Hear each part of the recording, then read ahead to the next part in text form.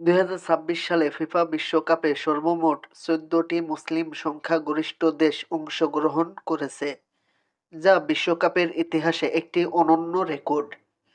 এর আগে ২০১৮ ও ২০২২ বিশ্বকাপে ৬টি করে দেশ বিশ্বকাপের মূল পর্বে খেলার যোগ্যতা অর্জন করেছিল।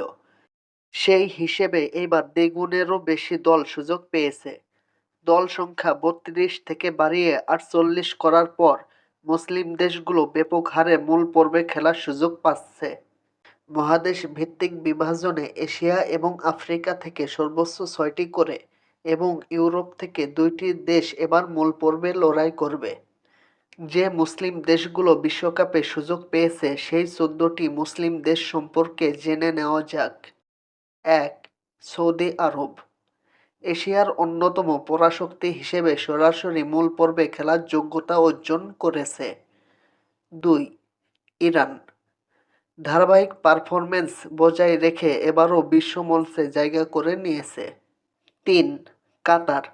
গত বিশ্বকাপের আয়োজক দেশটি এবারও এশিয়া অঞ্চল থেকে কোয়ালিফাই করেছে। ৪. জর্ডান।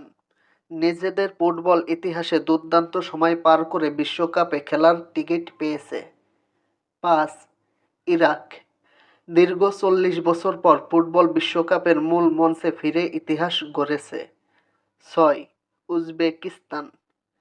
এশিয়ার উদীয়মান শক্তি হিসেবে এবার তারা বড় মঞ্চে পা রাখছে।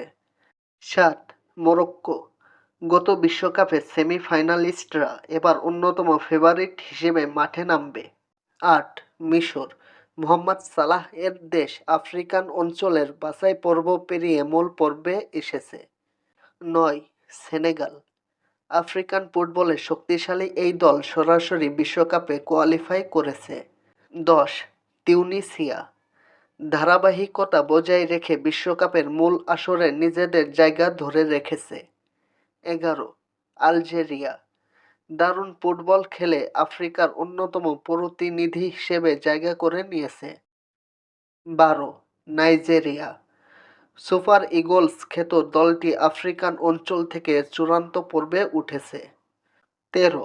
তুরস্ক। দীর্ঘ ২৪ বছর পর প্লে অফের কঠিন বাধা পেরিয়ে বিশ্বকাপে ফিরেছে। ১৪. Bosnia O Herzegovina. Play of পর্বের ম্যাচগুলোতে জয়লাভ করে ইউরোপ থেকে বিশ্বকাপে জায়গা করে নিয়েছে।